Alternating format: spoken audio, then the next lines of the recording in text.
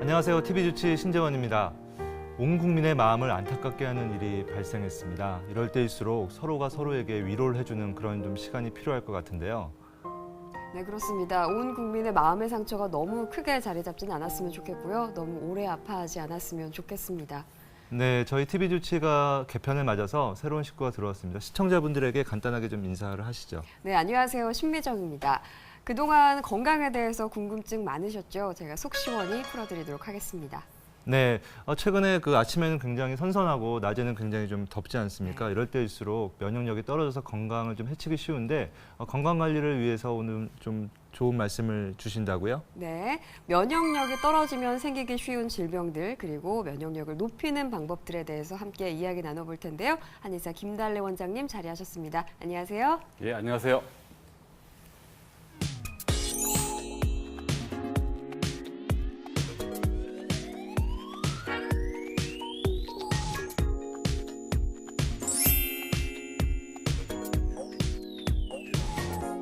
네, 뭐 환절기만 되면 뭐 여기저기 아프다고 하시는 분들이 굉장히 많지 않습니까? 원장님, 이 환절기 이렇게 아프신 분들이 많은 건가요? 예, 환절기라는 말 자체가 계절이 바뀔 때잖아요. 네. 계절이 바뀌는 환절기가 되면 우리 몸은 굉장히 스트레스를 받습니다. 첫 번째가 아마도 이 해가 뜨고 지는 시간에 어떤 변화가 많다 보니까 네. 일찍 일어나야 되고 더구나 뭐 해가 뜨면은 사람은 누구나 다 생체 리듬 때문에 눈을 빨리 뜨게 되고 잠이 좀 부족해지게 됩니다.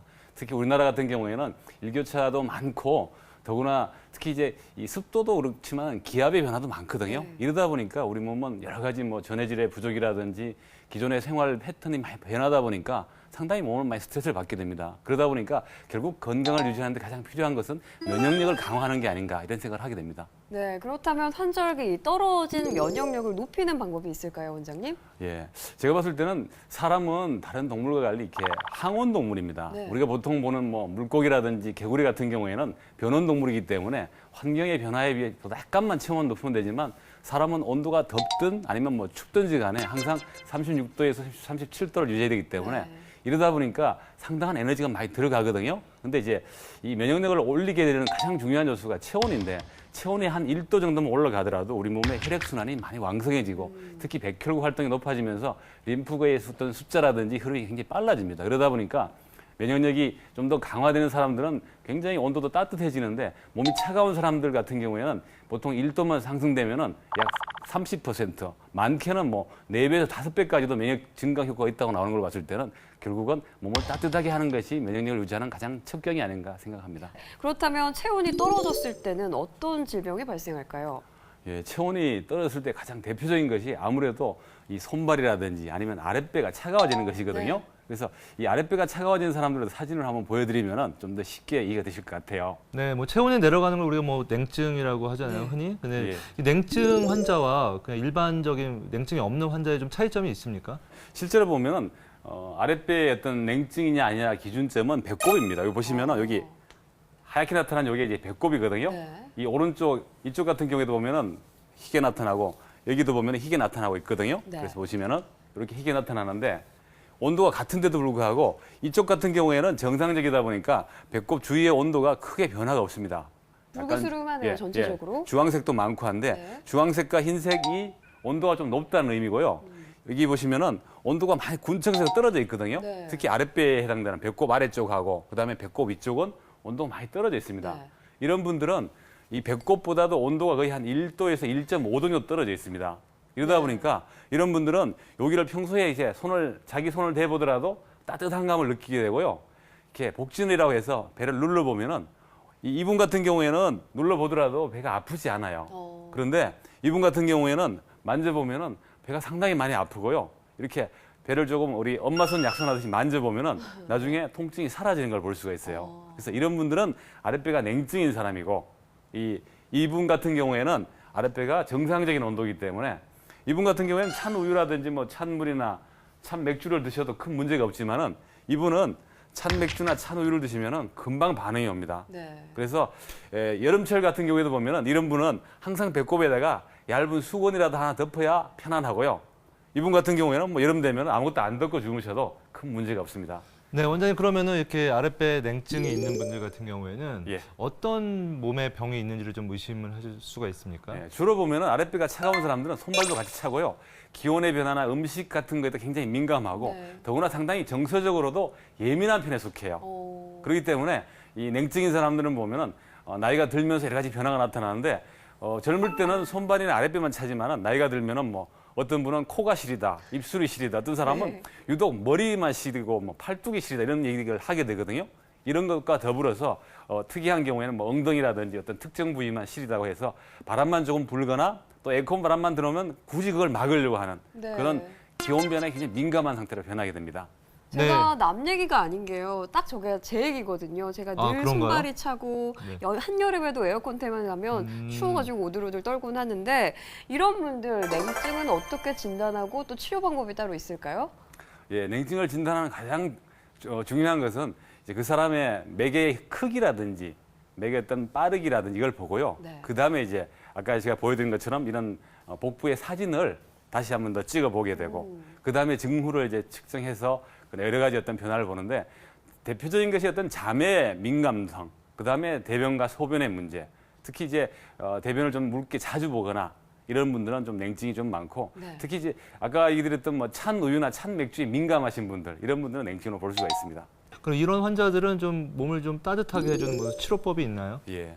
주로 이제 몸을 따뜻하게 할 때는 한방에서 침과 뜸이 있지 않습니까? 네. 침은 주로 보면 막힌 기운을 이렇게 열어주거나 이제 어떤 순환을 시키는 그런 신호기 같은 것을 풀어주는 것이라면은 뜸은 몸의 온도를 좀 올려주는 그런 치료법을 씁니다. 특히 이제 쑥뜸을 많이 사용하거든요. 네. 그래서 왜 쑥뜸을 사용하는가 하면은 쑥 자체가 다른 어떤 전기기구라든지 돌 같은 거에 비해서 온도가 항상 좀 일정한 온도를 유지하게 되고요. 쑥의 향기라든지 이런 것들이 또 이제 피부를 통해 좀 더 주입되기도 하고 네. 또 하나 이제 쑥향 자체가 마음을 편안하게 하고 또 이제 정신적으로 좀 편안한 느낌과 함께 잠도 좀 잘 오게 하기 때문에 쑥뜸을 많이 사용합니다. 그렇군요. 주변에 보면 뜸 재료를 직접 사다가 가정에서 하시는 분들도 참 많이 봤어요. 네. 집에서 뜸을 뜰 때 특별히 주의해야 할 사항이 있을까요? 예, 지금 상당히 많은 사람들이 자신의 몸에 이제 뜸을 뜨는 경우를 볼 수 있는데 네. 제가 봤을 때는 살을 직접 태우는 것보다는 따뜻하게 온도만 이렇게 전달하는 치료법이 좋습니다. 그런데 우리가 하다 보면은 이 열대세가 좀 많으신 분이거나 당뇨병 환자분 같은 경우에는 온도에 대한 감각이 없어요. 그러다 보니까 자꾸 더 강렬하고 좀 뜨거운 걸 원하시거든요. 네. 그러다 보면은 피부에 화상을 많이 입기도 하고요.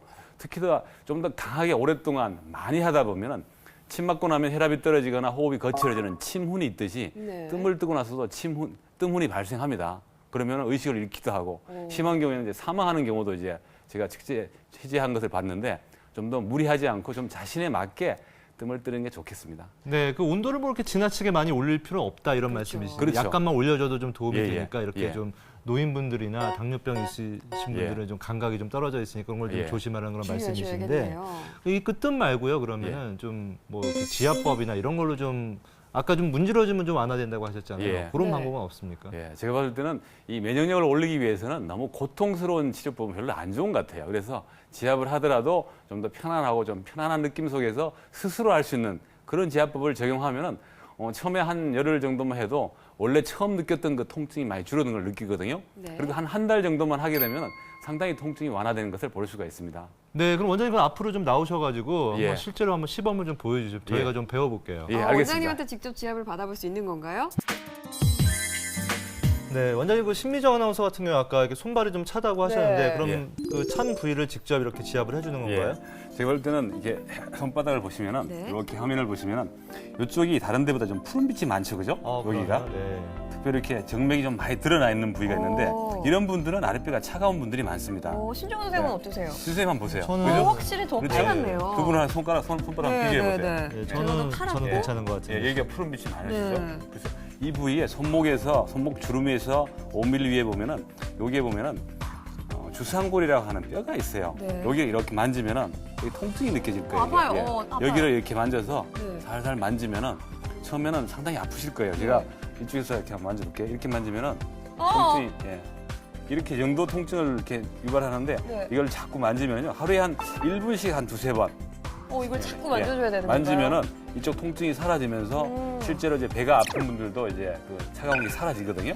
그래서 하루에 뭐 한 두 번 정도씩, 두세 번씩 열흘만 해보시면은 이 자체의 아픔도 많이 사라질 뿐만 아니고 아랫배에 아픔도 많이 사라지게 됩니다. 그리고 이렇게 해서 이게 푸른빛이 많은 분들은 네. 기본적으로 손발이 차고 아랫배가 차기 때문에 이런 분들은 계속 배 근육을 좀 더 키워주셔야 그래야 이쪽은 아픈지 안 아픈지 제가 만져보겠습니다. 네.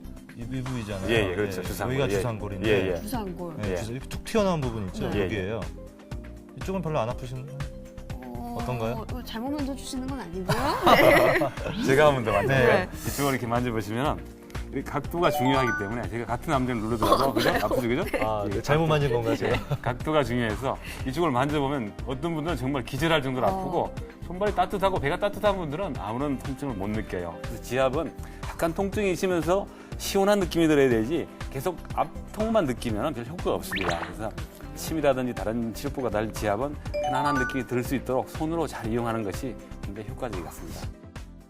네, 원장님. 예. 뭐 양방에서도 뭐 정확하게 냉증이라는 그런 병은 없지만 뭐 예. 수족 냉증, 예. 손발이 찬 경우에 예. 이게 좀 비슷한 질환이 있긴 하거든요. 우리가 예. 뭐 레이노 증후군 예. 뭐 이라 그래서 예. 이게 손이나 발이 굉장히 차고 빨갛게 되고 통증이 오는, 파랗게 예. 되고 통증이 예, 오는 예. 이런 병이 있는데 그런 뭐 개념이 또 한방에 있나요? 예. 실제 레이노 증후군 환자하고 수족 냉증하고는 많이 교집합이 많습니다. 네. 그런데 이제 레이노 증후군은 기온이 떨어졌을 때만 나타나지 않습니까? 근데 수족 냉증 같은 경우에는 기온이 크게 떨어지지 않더라도 오히려 여름철에도 많이 나타납니다. 네. 특히 이제 에어컨 가동되면은 손발이 싸늘해지고 아랫배가 싸늘해져서 에어컨을 분명히 이렇게 가슴으로 봤는데 배가 아픈 거예요.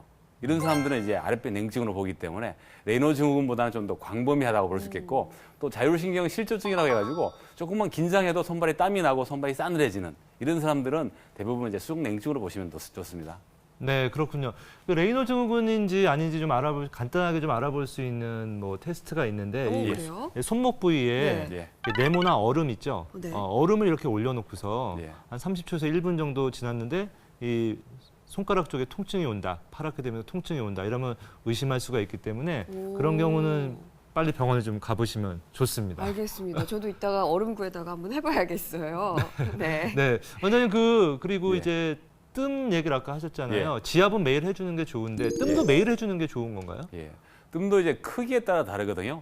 요즘엔 뜸을 이제 왕뜸이라 해가지고 아주 이렇게 큰 게 하는 게 있습니다. 그렇게 하면은 한 3시간에서 많게는 한 4시간 동안 배가 후끈후끈한 걸 느낄 수가 있어요. 네. 그런 경우에는 일주일에 한 번 내지 두 번만 해도 되고요. 네. 조그만 요만한 정도의 뜸은 매일 해주셔도 괜찮습니다. 다만 이걸 너무 많이 한꺼번에 막 7개, 8개씩 해가지고 하다 네. 보면은 우리 몸에 체온 조절에 문제가 생겨가지고 두통이 오거나 아니면은 계속 밤에 열이 나는 경우도 있어요. 그렇게 하시면 오히려 면역력을 높이기보다는 오히려 면역력이 깨져서 몸살이 오거나 감기에 걸리는 경우도 있기 때문에 너무 강한 것이 꼭 좋은 것만 아닌 것 같습니다. 그렇겠네요. 네, 뭐 체온이 너무 낮은 것도 문제가 되지만 체온이 또 올라가도 너무 이렇게 에너지를 많이 너무 쓰게 강한 되거든요.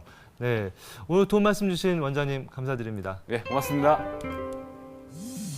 네, 뜸이나 지압을 할 때 주의하셔야 할 점이 무엇보다 과하지 않게 적당히 하셔야 된다는 점 꼭 기억하셔야겠습니다. 그럼 저희는 내일 더 건강한 모습으로 함께 인사드릴게요. 함께해 주신 여러분 고맙습니다.